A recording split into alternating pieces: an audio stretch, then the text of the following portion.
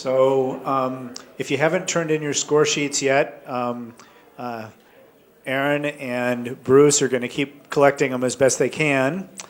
And what I'm hoping is we can all kind of come together and I can ask for your thoughts. I've had several comments from individuals, and I'd like you to share your thoughts and comments with your neighbors. And as we do that over the next few minutes, Aaron's going to tabulate the score sheets, and we'll let you know how they worked. Now, I did have one point of clarification. Some people have said, are we just going to pick one of these, or I like some parts of all of them, and can they mix and match? And our purpose tonight is to give you a chance to give us feedback and then blend a preferred scenario that will probably have elements of all of these and probably some other ideas that we haven't had yet, but you're going to fill us in on shortly. So definitely there will be a mix and a match to this. So if one more minute, okay.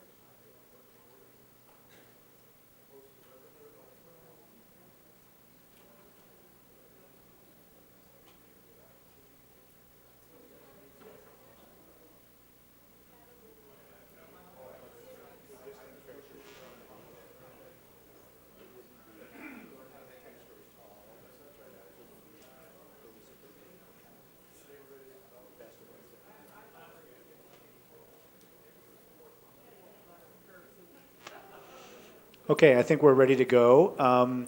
And what I'd like is for, Jay, are you going to come up and record? And Aaron's going to input data. And Bruce, can you be Phil Donahue and carry the microphone around? Or do you need to? Okay, so I need Jeff. Can you come up and get this microphone and carry it around as soon as you're free there?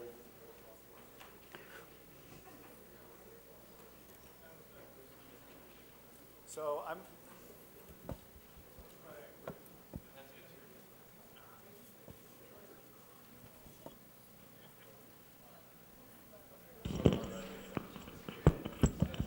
Okay. So.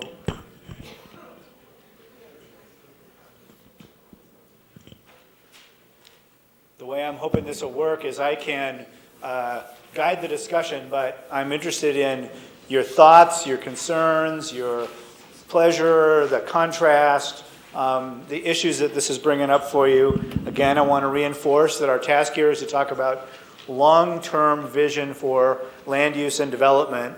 We'll get to the details of traffic management in the future, right?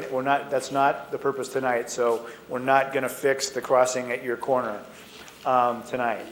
So I'm just interested in your thoughts, and who wants to speak up? Yes, sir. I have a question about the practicality of me, I guess, trying to put the commercial center in there without doing an urban renewal type of thing where you do take over all those properties. It doesn't seem like it's something that would be able to be done gradually, so to speak. Can you hear me if I speak loudly? It's never easy to do land sim like that, as I mentioned earlier. And the mayor Rachel said, it's not going to have domain, but we have the private sector to negotiate acquisition parcels over time. Redevelopment agency can get to negotiate transactions. So you're looking at a longer term land assembly time. You have an effort like that, and that's basically how those things do eventually get accomplished. Okay. Yes, sir. I have a comment about, it seemed to me that you implied that the different scenarios have different traffic volumes, traffic being automobile traffic. And I'd like to just encourage people to not rely too heavily on that, because I believe that the downtown density can provide the opportunity for truly multimodal trips that people can make for all the trips they have to make for shopping and visiting, et cetera. And in fact, the more dense scenario may give you more activity with equal or maybe even less traffic, and would scare away through traffic, for instance, because everybody was going there for a destination. So I just want to make that comment. Okay, good comment. Yes, ma'am. Yep. This may be knee-jerk reaction, but the idea of a shopping center in scenario B makes me wonder if it's not going to attract more automobile traffic to this corridor, and also push forward the Russell Street interchange idea, which the West Side neighborhood has been fighting for a long time. Jeff, do you want to speak to that? Well, I could say yes and no. I could see how that urban village could attract traffic, but by the same token, it could probably reduce traffic a little bit, because now we have a destination for people that are living in the neighborhood that, you know, now they don't have a reason to drive down Broadway to Reserve Street. But regarding your Reserve Street or your Russell Street interchange, that's a huge, huge issue that we have not addressed. The typical way of addressing something like that is in what we call a travel demand model. Your community does what they call a regional transportation plan, and they do that on a 3 to 5 year cycle, and they're about ready to undertake that update. The transportation plan update in the regional travel demand model takes into account the entire regional transportation system. It takes into account the entire regional land use changes. It takes into account the entire existing roadway network. It takes into account, presumably, whether there's shifts in modes, you know, whether there's a tendency to reduce traffic because of bicycle and pedestrian infrastructure.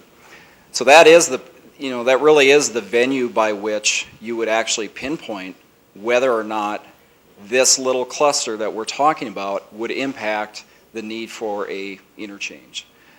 Based on our analysis, right now we're just not there yet. And, you know, frankly, we probably won't be evaluating whether or not an interchange is going to be required because of this urban village required in scenario B. So I hope that answers your question. Other comments, concerns, questions? Yep. Based on that people just in the neighborhood are going to be shopping at such a village or within a small area? Is that under the assumption that everybody in the neighborhood or the small area around it is going to be shopping there only?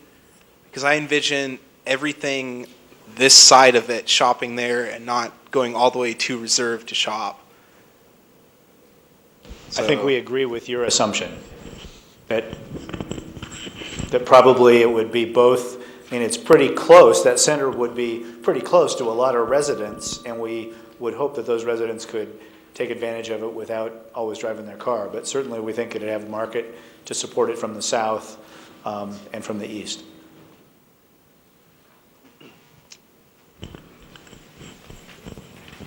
I'm curious on the shopping center, if you have any examples of shopping centers set in what's supposed to be more of an urban context, that where you really do get people walking. In fact, in Portland, in the Pearl District, didn't they just replace what they were calling the Psycho Safeway that was set back from the road and it had a big parking lot in front of it? And granted, it was, you know, an older style design, but now they've taken it up to the, it's a zero lot line. It comes right up to the sidewalk, and they've set the parking either underground or behind. I don't know, but I've seen many attempts at doing this where you call it a village or you say it's going to be more pedestrian friendly even for people who live nearby. But then when you see the actual results, you get 1, 2, 3, 4% of, you know, patrons who are actually walking to it, even though there's landscaping and sidewalks. So I'm curious if you have examples where this has actually been successful, and going to your point of trying to reduce traffic to offset maybe all the people that will be driving into something like that? Well, we're in the middle of, I think, a huge sea change in thinking about transportation and land use in North America, where the basic rule 20 years ago was you put the retail over here, and you put the offices over here, and you put the housing over here, and created a pattern where people were driving all the time. So that was kind of the model. And 15, 20 years ago, this sort of notion came out that if you had some more mix of those, maybe you'd have an impact on transportation. And there have been increasing attempts to try and build mixed-use centers. And my observation, I spent most of the 90s as an advocate on this stuff, and my observation is each attempt is getting a little better.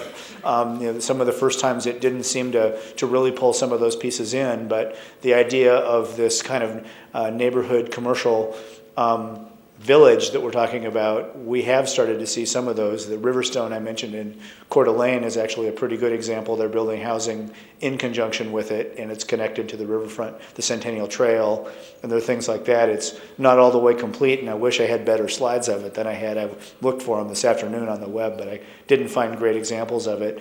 There were several people today, as we were talking about this idea, that mentioned the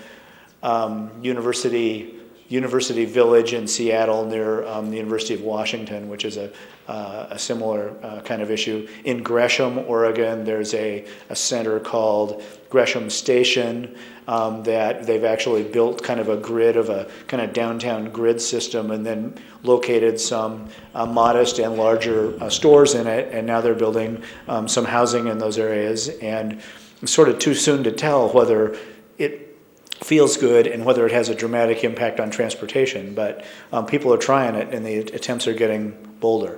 And we think this is a good location because it's both good automobile access and good access by close-in neighbors. I mean, it's an idea. Yes, sir. I'm having difficulty formulating this question, and once again, I'm going in the direction of your thoughts outside the boundaries of your study. With these three scenarios, did you have, variances in what your operational assumptions were, or what your operational objectives or goals were in terms of the density of downtown Missoula? The density in terms of commercial, mixed use, residential, everything, just how dense downtown Missoula grows.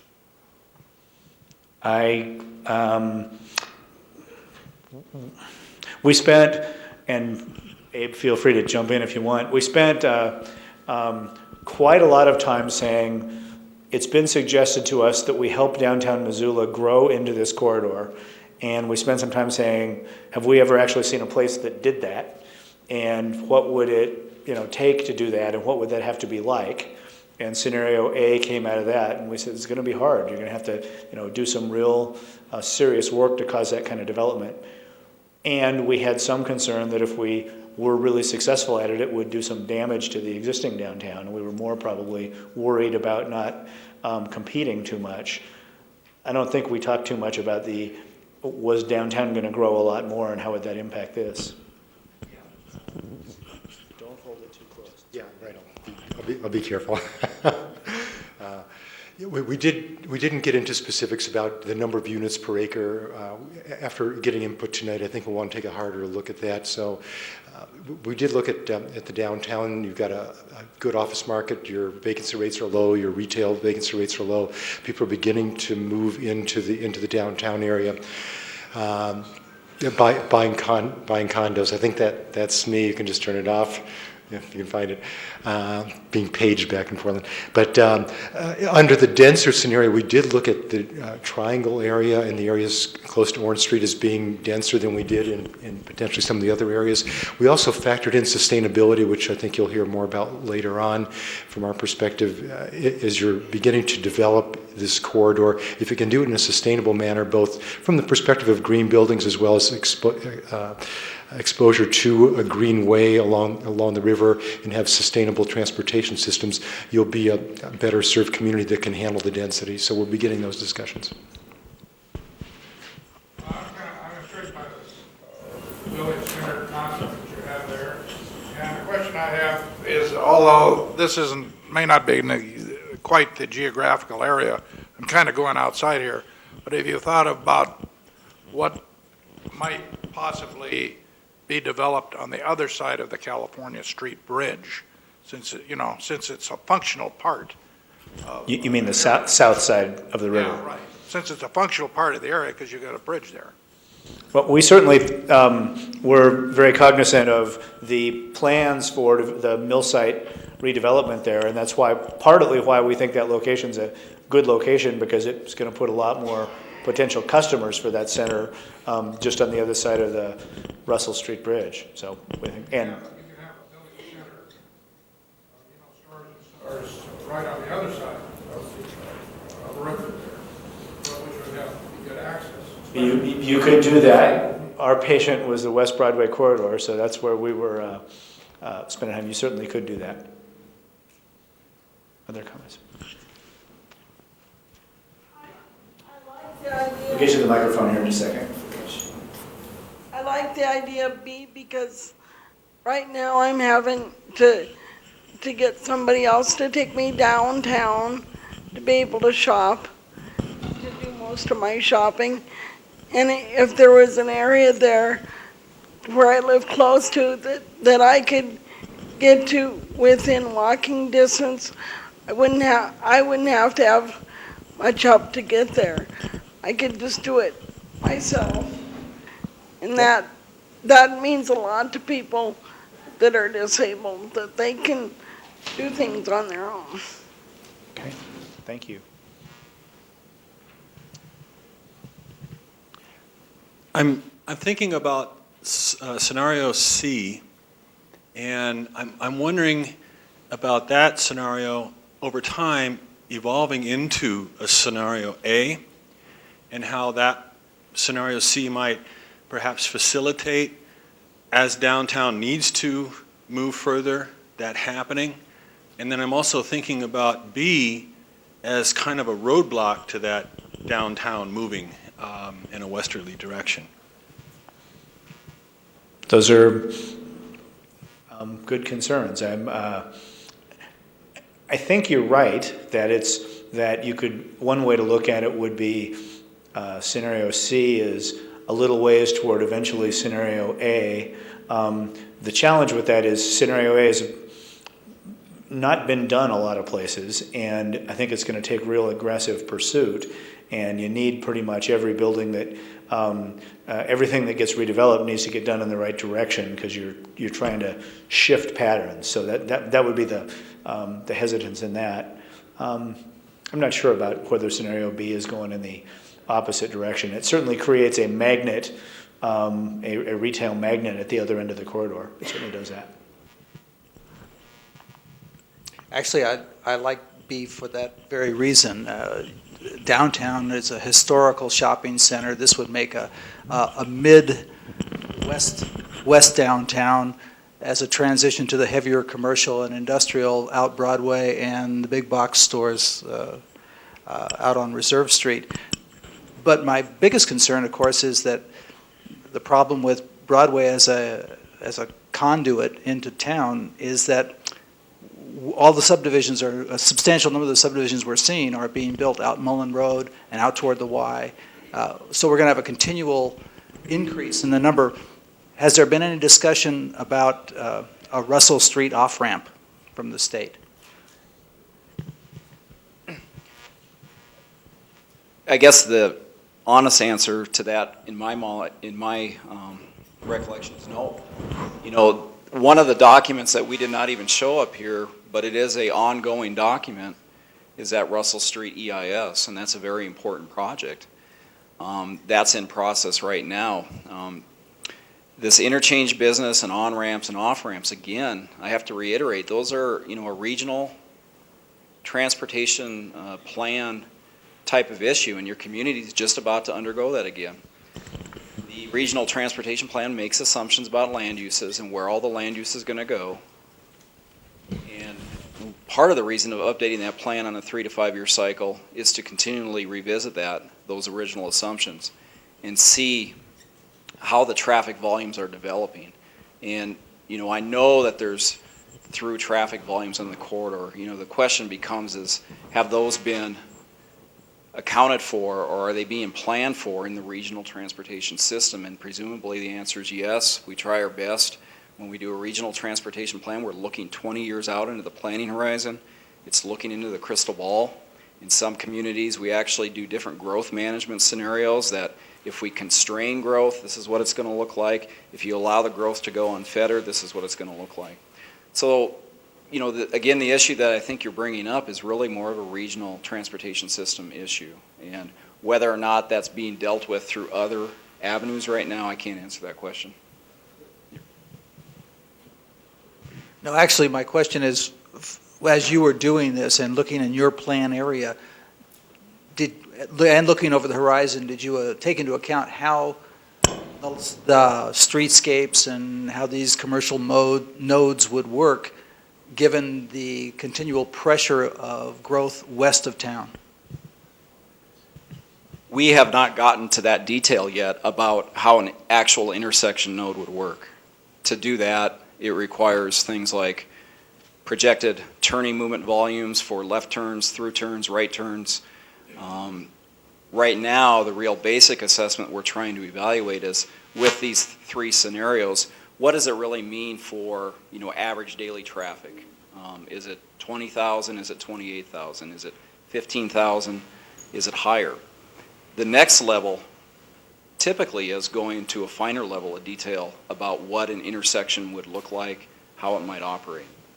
So, does that answer your question? Okay. Do you want to try me again? Try me again? Just one more time, because as we look at all these scenarios, and well done, kudos, even though I particularly personally prefer B, I recognize that all of them will take many years to develop, the mill side and all of these things. That's why I asked the question. Many years from now, we know from our review of subdivisions west of town, we're going to have constant growth of traffic. How did you factor that knowledge, even though you don't know exactly what the intersection will look like, how did you factor that into the development of these 3 scenarios? All right, I think we're getting there. So the way I factor it in with the work that I do is I have a starting point, and my starting point is your transportation plan. The transportation plan made assumptions for land use changes within the West Broadway Corridor. It made assumptions for employment and dwelling units along the West Broadway Corridor. I extract those out of the transportation plan, and to me, that's kind of my even point. This has already been accounted for in the transportation plan. The growth way out, on the outskirts is accounted for in the transportation plan. So when I go through these scenarios, I'm revisiting that employment, and I'm revisiting those dwelling units. And with each scenario, we see something different, and they are increasing from those original assumptions. So the way that, and it's really the only way I can do it, given what our task is here, is to use that document, which is your guiding document, as my baseline. I mean, that really is the only way I can do this kind of sensitivity analysis. So that's the level of effort that I've gone to acknowledge what's going on in your community and what's, likely going to continue to happen.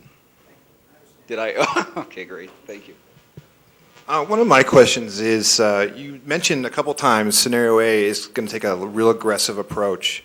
I take that as, if you were to handicap scenario A, you would say that would probably be one of the most difficult tasks, since you haven't seen it. You said you hadn't seen it in other communities. I guess, if you could for a moment, could you handicap all 3 scenarios and tell us, if you haven't seen scenario A in other communities, have you seen B and C?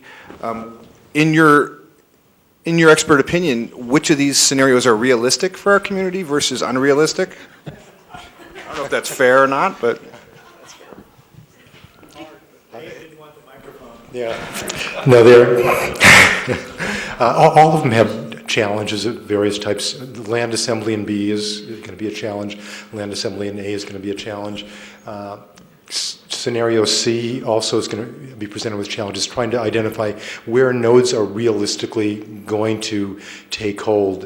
It's wonderful to talk about nodes, but if people aren't accustomed to stopping at key intersections because there's not currently sufficient retail or excitement going on there, what is it going to take to make that happen? What changes are going to be necessary? So none of them are going to be easy. I think some of the additional challenges in scenario A are, because we're talking about greater density and a mix of uses, there are challenges in this community to try to provide affordable housing and integrate that into the mix of uses. Sustainability, it basically costs more to do challenge A. It costs more to go through scenario A, which is challenge A. It probably is going to need a greater level of public-private participation in order to really bring it to fruition. So that's one key hurdle. Another key hurdle will be, what is the marketplace? How much office, how much residential, and what kind of residential can realistically be absorbed by the marketplace over what period of time?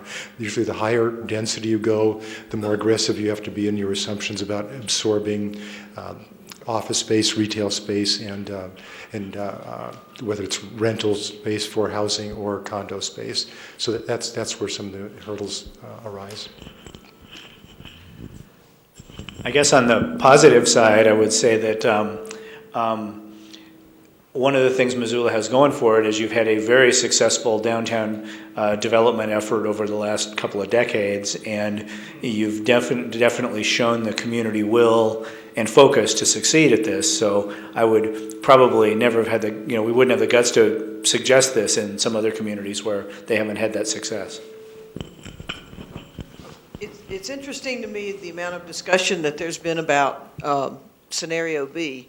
And I know Russell Street is not within the scope of what you're charged with doing, but when Urban Renewal District 2 was created 15 years ago, Russell Street was supposed to have been rebuilt then. And the presumption was that this same level of retail that's being proposed for that community commercial center would happen on Russell Street. Reserve Street happened, and a lot of those middle tier stores have filled in the blanks between the big boxes. The presumption now has been that when Russell's rebuilt, once again, that's what's going to happen on Russell because it's a major arterial. And it seems to me that I'd like for you to talk a little bit about, if this turns out to be the preferred alternative, what impact, if any, would you assume that would have on the assumptions that are being made right now about what happens to Russell 3 or 4 years down the road once it's rebuilt and functioning?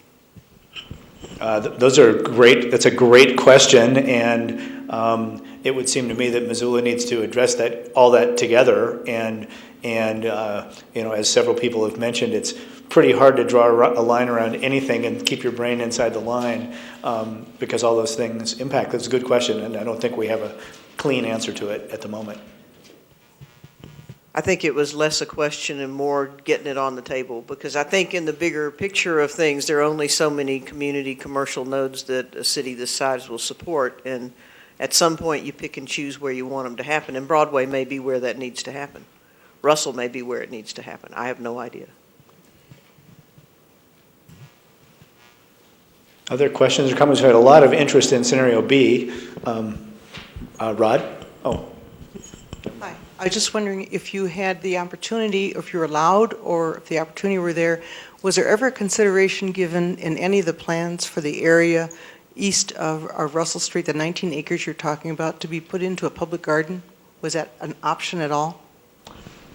We did talk about that today, and as we were sort of ruminating, we had two scenarios pretty quickly, and as we were sort of trying to figure out what the third scenario was, one of the ones we debated was some sort of, I guess we didn't say a public garden, but we talked about a major park in that location, and our sense was that given the tremendous amount of public space that is being developed in the mill site redevelopment south of the river, that we thought it was unlikely that Missoula would make that much more public investment in open space right there. We could be totally wrong about that. That was our thinking as we decided to push the scenarios we pushed. Since we're looking long-term here, and with your background of these other communities that have been these different scenarios, sustainably, which one of these do you think will last long-term?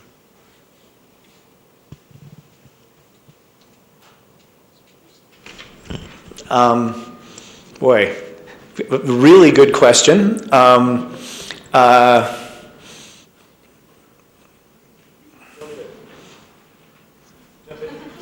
By all means. Yes, thanks. So we are definitely thinking about sustainability in all of our scenarios. And really sustainability can be at the details of whether you're putting in green roofs or green street treatments, and really the details of the design. One of the things that, from this perspective, we're really looking at is internal trip capture, the ability for people to walk to easy, accessible destinations, important destinations. So, for example, in scenario B, we're setting up a situation where there can be neighborhoods serving commercials, so people could walk to stores that would serve them, that would provide them a nice amenity to be there. We also, in all scenarios, provide a pathway to downtown, so you can walk to downtown, creating a pleasant sense of place. I mean, the idea that the idea in all scenarios that really should come through is that we're trying to make important destinations closer to each other and reachable by other modes than the auto. So even though we're kind of looking at trip generation from the auto perspective, we're also understanding we probably are going to capture some internal trips, but for walking, biking, and also trips that just don't need to be made by car. In terms of how it would last, I think of that as, how long has downtown lasted? Well, a long time, but not always in the best shape.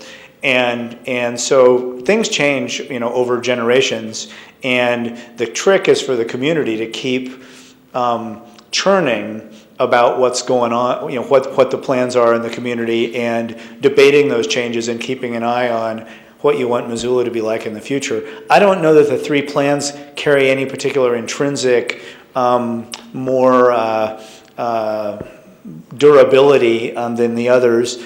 Probably scenario B has more of the total land area of the corridor under joint ownership by a smaller number of property owners, which both gives those property owners more control to take care of their property and not let it deteriorate, but it also gives them the ability to sell it to somebody in India and can change those things, whereas if it's broken up in smaller parts, it's going to change more organically. I don't know if that answers the question, but that would be a difference. I look at scenario A and C as an area to do something, but I look at scenario B as a destination. Scenario B becomes a destination. It becomes the village area of town. The unique shops, nice restaurants, something new like the Riverfront Park area. I keep going back to Spokane. The other two just seem to be like spots in the Missoula area. I think you create an area in scenario B that you won't see in the other two. Right here in the middle, and then we got some more over here. What I see is essentially we have already scenario B, because we have the businesses. It's just the process of building around it and making it sustainable. I have family that live in Idaho Falls, and there's residents around very profitable businesses. There's a theater in the middle of town, and it still allows for the heavier trafficked areas like the downtown areas to get business, but it also allows the neighborhoods around there to just go to that small area and shop. And they have good roads and pathways and very safe modes to cross. There's places for bicyclists, and there's also places where people that are pedestrians can safely walk across the street. There's also a park right in the middle of there and people just feel safe. There's no sense of feeling unsafe at all. So I really see scenario B as a possibility and something that you can do that's cost effective and good in the long run. All right, thank you. There's 2 or 3 over here, in the red right here. I'm trying to figure out which scenario has the most positive economic impact on downtown. We have spent 30 years redeveloping. You have seen downtowns across the country, do this kind of activity. And downtown businesses, as you know, are oftentimes a bit precarious. And, small things can have a great impact on the economy. So I'm sort of looking at which of these 3 scenarios is going to be, healthy and good for our downtown community. Do you have a thought? Just a question, I don't know which is better. Nor do we. Some further analysis is probably appropriate. Just shooting from the hip, and I've spent a lot of time thinking about downtowns over a lot of years. I think that scenario A, it would be obvious that the way to implement scenario A would be to start at the east end and work your way west, and so there'd be reinforcement of the downtown as at the same time it was being kind of stretched, which has some implications. So I would say that one, and it would be more compatible or it'd be more similar, I guess is more what I'm saying, and it'd probably be some familiarity with that. I think the pros and cons of scenario B would be that if that center works really well, it would compete with downtown at some level. At the same time, it would probably create a lot of reason for people to spend more time in central Missoula, and that would be a benefit to downtown. I would see scenario C as not having that big an impact because I don't see that as intensive a development. That would just making that up off the top of my head. That would be. Yep, in the blue. Hi, since there's concern over downtown, I'd like to put out that anything that's pedestrian oriented on West Broadway would be a complement to downtown, and particularly since the population here is growing, there's going to be more commercial activity. It's not going to be necessarily a direct competition. On the other hand, I think that anything where once you get people in cars, they don't get out of their cars. They're more likely to go to Reserve Street, Brook Street, places like that, and they're not going to go downtown, or they're not going to go to West Broadway. So I think anything that we can do to make sure that people don't get in their cars to begin with is going to be positive all around. And so a question in that is, my impression is it looks to me that Plan A is the most likely to keep people out of their cars. Do you see that, or do you see which plan do you think is more likely to keep people out of cars? Boy, that's a loaded question. I had the discussion when I was walking around when you were filling out your forms about trip generation. And for the very, very crude analysis that I did today, as a traffic engineer, we have trip generation rates from the ITE manual, and that's our traffic engineering book. The problem is that manual does not incorporate very effectively things like mixed-use developments and mode sharing. We call internal capture. If you live on the upper floor of a retail unit and you walk 3 blocks down the street to Safeway and then you walk back home, you're actually reducing the tendency to get into your car to drive to the grocery store. So it's part of the process that we have to go through is which one of these scenarios results in the greatest mode sharing and the greatest trip reduction. On the quick and dirty, if you ignore the internal capture and you ignore mode sharing, my preliminary numbers are showing alternative A to have a fairly a larger traffic volume than everything else. But again, that's based on a very crude assumption of the density of that aggressive downtown expansion. How did I come up with that? Did I make the right assumption? I don't know. But I can tell you that probably the easiest tool that I have right now is the riverfront triangle development. master plan. I look at that master plan, I see in the plan tabulations of office space, retail space, performing arts. You know, that's a density that, you know, some could say, let's replicate that and keep pushing that out a little bit. It's a fairly high density usage. And so I think the bottom line is, I don't have the answer. The relationship between the mode shares and internal capture isn't really well documented. And that's part of this evolving profession, I guess, or the evolving traffic parameters that Brian sort of spoke about, is that, you know, we're continually evolving in that regard.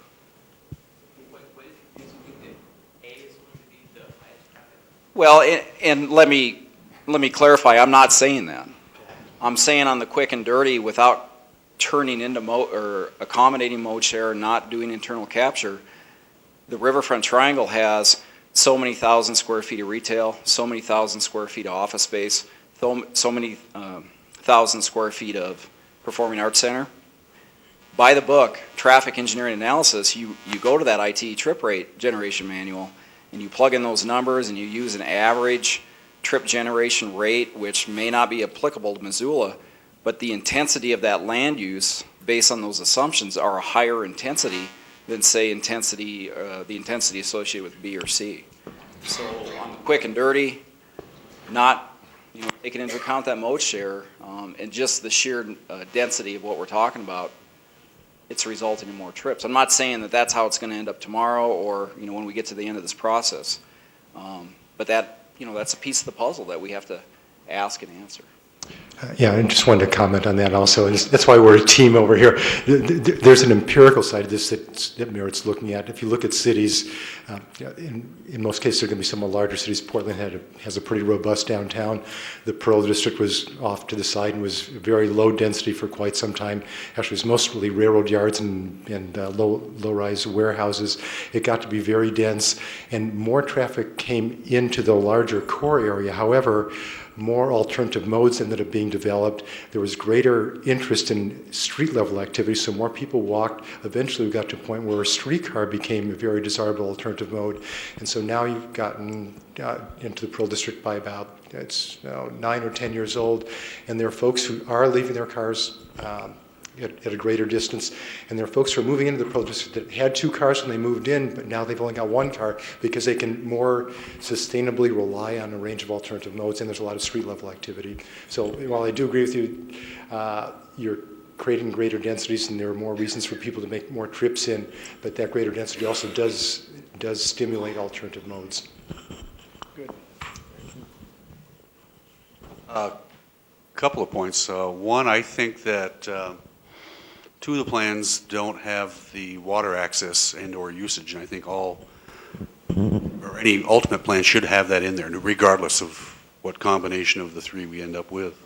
I think that's going to help attract development, and probably should be one of the first things that we look at, the riverfront development and the park and the walkway, done publicly or however it needs to get done. And I hate to beat a lame horse, but I read through your categories and the parts that are there, and one of the things they have on connections and linkages is whether or not you've improved the north-south routes. I don't think any of them address that at all.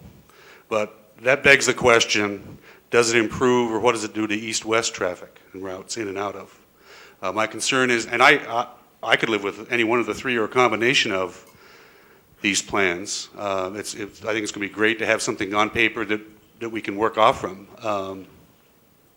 My concern is, and I think Wayne addressed it, this community has just started to grow out west, and I think that people that are going to use this are going to need to, I don't see any less use of automobiles. They're going to need to get in and out of there and to travel through that area to get to the other side, whether it's downtown or the university district or whatever it is.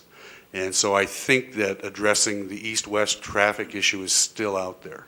And I do recognize that it goes beyond the geographic scope that you have, but I do think it's going to continue to be a huge issue. And if we constrict traffic in a great manner, I think, where are they going to go? Are they going to continue to take Tools, Spruce? Is there a way to get to the interstate, whether it's a Russell Street exchange or or a different place. I still think that's going to be huge for a long time to come until more multimodal buses or trains or whatever take over the ways that we get around this community. That mindset is a long way from changing, I think. Okay, thank you. In the back. And I think Rod brings up some very good points, and I know, speaking for myself as someone who lives out Mullen Road quite a ways, you know, I have to have a car to get around, and by the nature of my business, my day includes a lot of stops all over. What I like about particularly Plan B is the fact that I have the opportunity to find more of what I need in one concinct area. You know, and that's not disregarding downtown. I'm talking about, you know, from Broadway on over. So instead of me doing my shopping, my errands, my appointments, you know, downtown, out by Trimpers, down on South Side, back over, I'm more confined perhaps to that area. And in doing so, you know, that may engage people to spend more time downtown and to take advantage more of what downtown has to offer, you know, which would make it, I think, a viable and productive alternative. And then the other thing that I particularly like about that is that we do have a little bit more greenway. And one of the things that we keep talking about is you know, we are unique. We've got literally the river running through it. And that's one of the things that makes Missoula just such a crown jewel. And so with that little bit added greenway right in through there, I think we're able to, again, just appreciate the river more. I think it's something that we do need to utilize. You know, we're still extending the downtown by having a very vibrant and active riverfront triangle. You know, and then we are going to have more people out to the west, more people in the Millside area. You know, so perhaps something like this would keep them more engaged on this side of town instead of scooting all over everywhere else.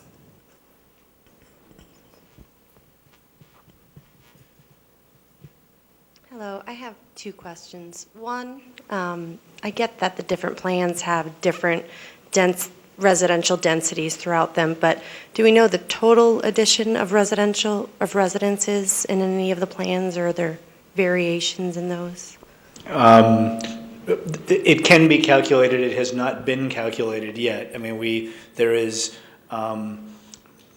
just off the top, I would say, there's probably the most residential density in scenario A, and I would think B and C are similar depending on how the details got worked out.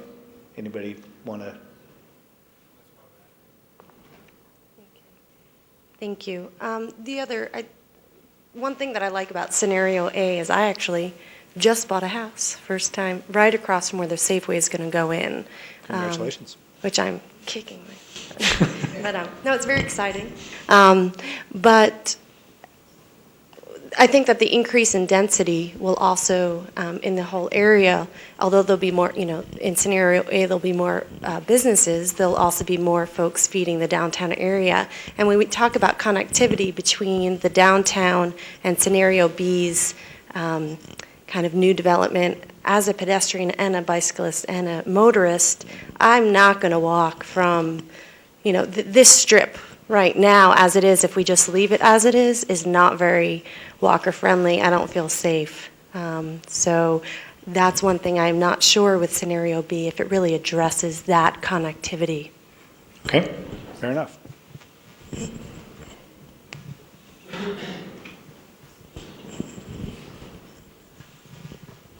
The one thing that I think that I like about A is getting back to the pedestrian safety and the whole road diet thing is it was made slimmer to slow traffic down to make it safer for pedestrians. And one of the unique things I think that A could provide, and I don't know how close the buildings get to the street in the other two plans, but bringing the buildings closer to the street would enable you to modify the street to 4 lanes, whatever, to accommodate the increased traffic that will happen, bicycle lanes, whatever.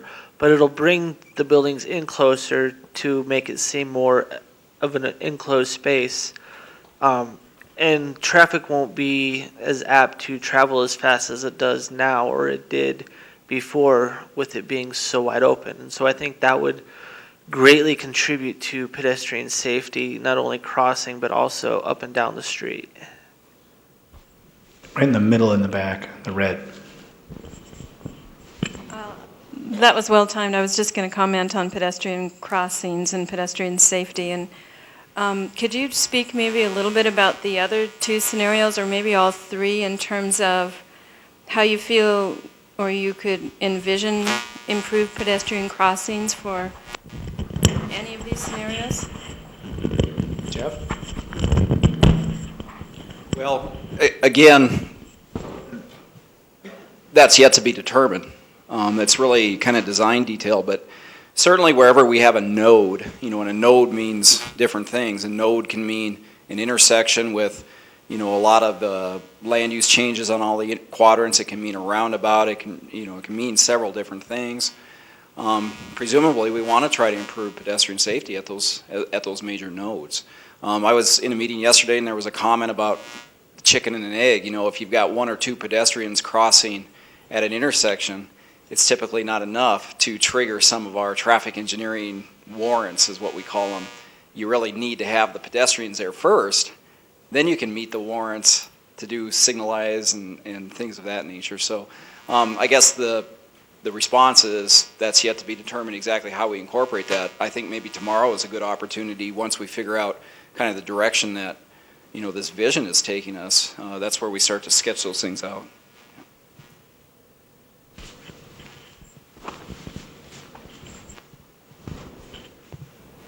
I think just hearing all your answers, I'm not sure if it really makes sense to use a term like preferred alternative after tomorrow, because there's so many unknowns, whether it's on the residential densities.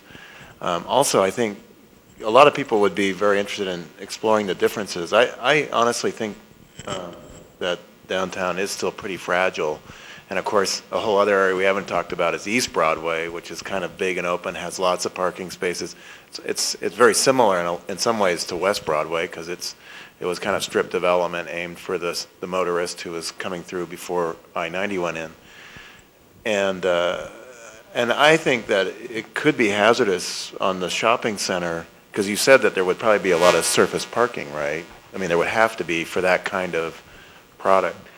And that's such a fundamentally different thing than what you have in downtown, which is much more urban oriented and everything's built up to the sidewalk, that I'm not sure if you're going to get customers who are going to go for the same thing, or they're going to go from one to the other very easily. I mean, if they're psyched about getting an easy parking spot, are they really going to want to go and plunk money into a meter over there?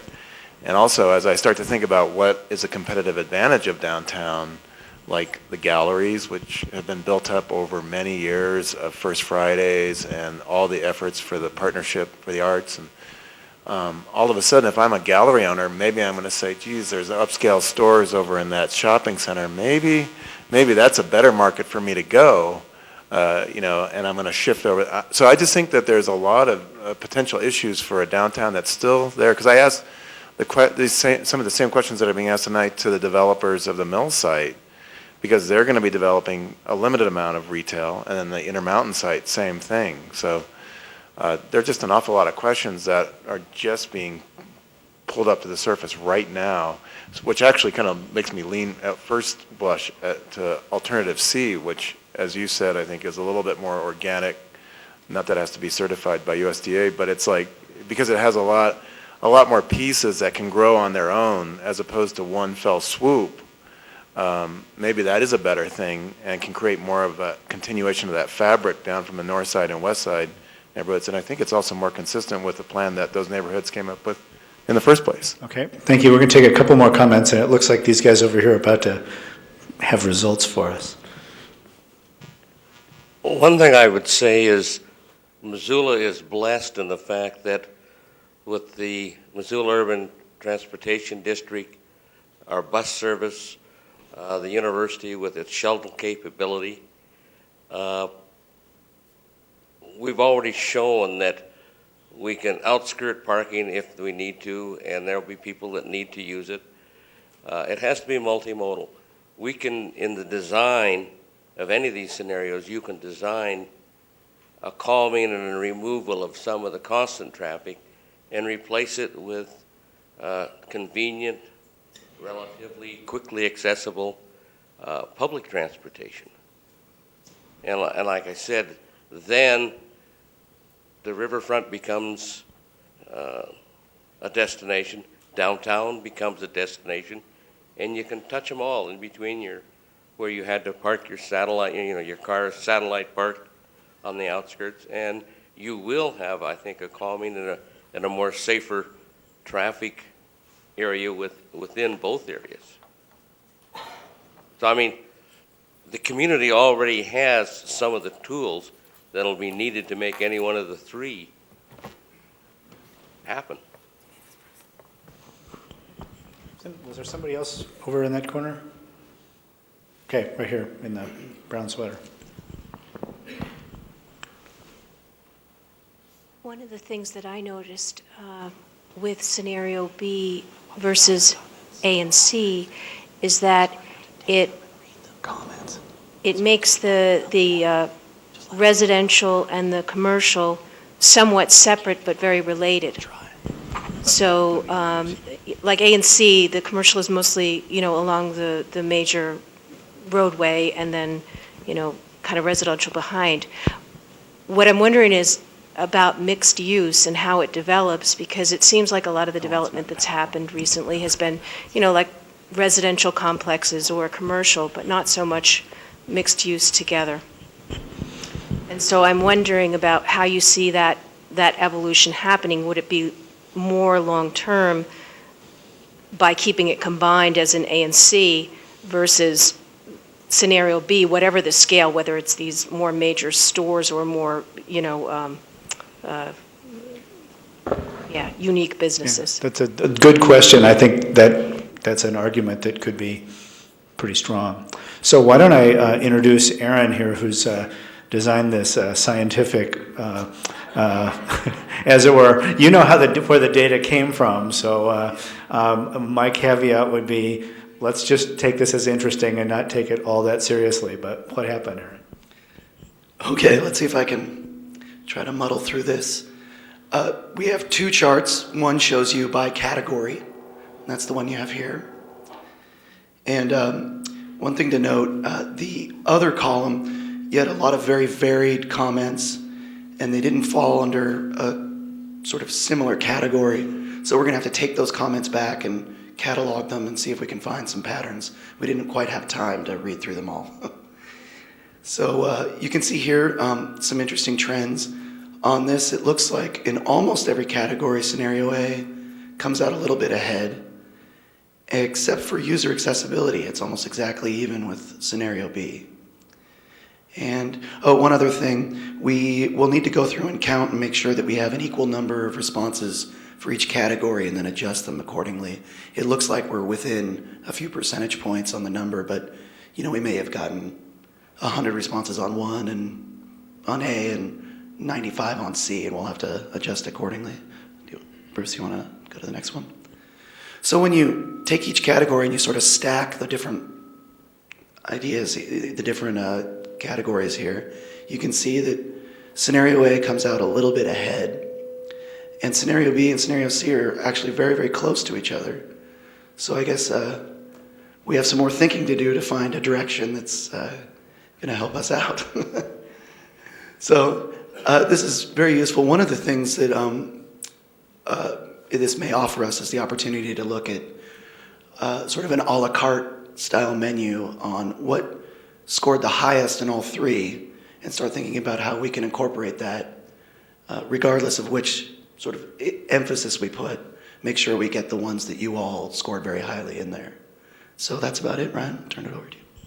Okay, so it would have been simpler for us if one of those was just a lot higher than the others. It's obvious that the comment we had over here a while ago about where we still have some more thinking to do is accurate. Let me take a few people's reaction to this, and then we're going to hand out, have we handed out the comment cards yet? Okay, so we handed out some comment cards, and if you want to give us written feedback in any way, we'd love to have that. We will look at all this stuff in the morning and reflect back to you what we heard tonight. But let's take a few responses to this. Matt. As we talk more and listen to some comments here, it seems like A and B have more, quote, sexy elements than C. C just looks kind of, you go to that map and it doesn't seem to achieve some of the things that we talked about, like the river access. Is there any way to take C, which seems to be maybe the more realistic scenario of all three of them, and maybe with the least amount of pitfalls, and add some sexy elements to it, like the riverfront part on B? I mean, I think people really like B because of the riverfront model there. And if you added that in the transition area to C or A, it might make, or the C, it would make it more sexy, I guess. And I think you would see a difference in the results. I think that's clearly what we have to do, is try and take the responses we got and improve each of the concepts. I've been trying to think of sort of a midtown development, and I just can't come up with any. And it seems to me that scenario A is workable because it does play on the success of downtowns. I mean, without Portland's downtown, the Pearl District might not make it. Without Boston's downtown, South Boston might not make it. Without San Francisco's downtown, the Mission District might not make it. Those are all big cities, but still, you can scale this thing down a bit. And so I think A is just a good strategy, and it's somewhat of a safe strategy, too. I think there have been failures where people have tried to attract people midway between the big boxes and downtown. And downtowns are the fastest growing places in America right now. Also, I think it has another element in that the amount of development that is planned sends a clear signal to developers that there is intention to improve this area. And it's not just somebody who's willing to take a big risk on a new shopping center or mid-sized shopping center. But if you've got an idea, there's probably a space within the guidelines that you can develop. And that kind of synergy would be really effective in developing West Broadway. Thank you. In the back, in the middle.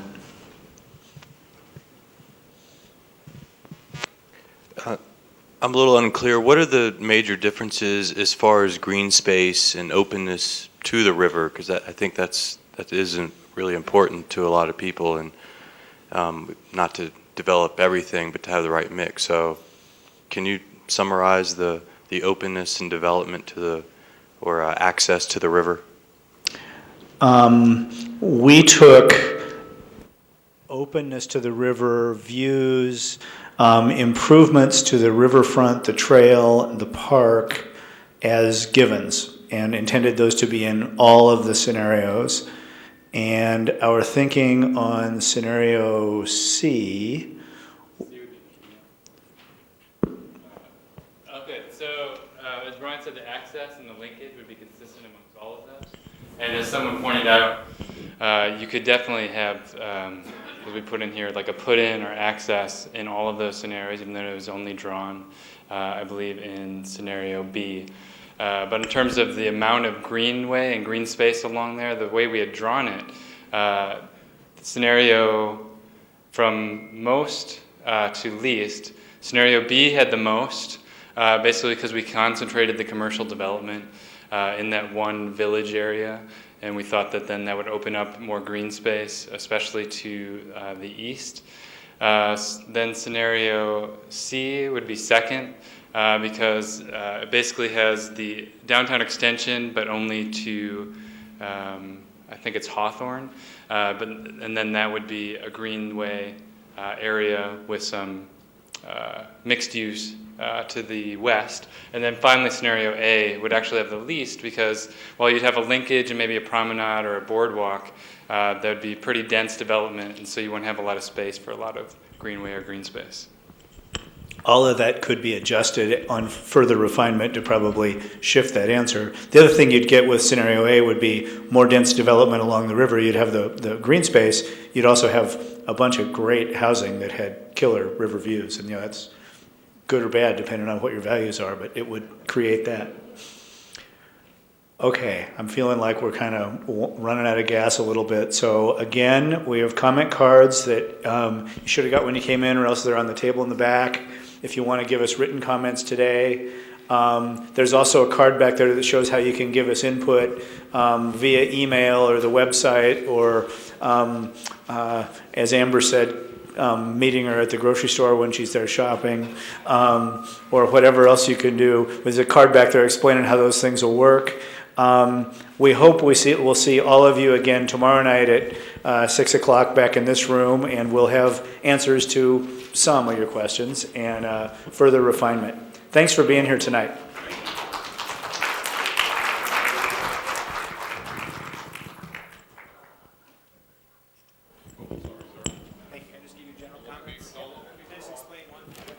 Sure. These two, I think, are fairly understandable. Just by commercial development here, we're not